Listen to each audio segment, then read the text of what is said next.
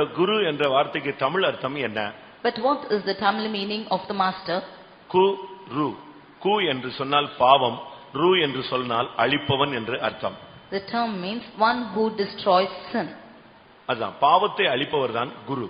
One who destroys sin is a master. ஒரு குரு தன்னுடைய சீஷர்களுக்குள்ள இருக்கிற தவறான பழக்க வழக்கங்களை மாற்றி அவனை தெய்வீக தன்மையிலே தேறினவனாக மாற்றுவதுதான் அந்த குருவினுடைய வேலை.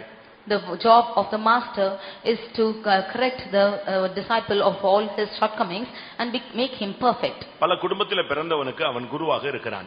He is a master of many people who are born in different families. பல சுபாவங்களிலே வளர்ந்தவனுக்கு அவன் குருவாக இருக்கிறான். He is the master of the people of different characters. முதலாவது அந்த குருவினுடைய வேலை அந்த அந்த சீஷனுக்குள்ள இருக்கிறதான தவறான நடவடிக்கைகளை மாற்றுவது, அடுத்து புனிதமான செயல்களை இல்லாவிட்டால் அந்த தொழில் அந்த கலை அதை அவனை கற்று தேர்ந்தவனாக நிறுத்துவது.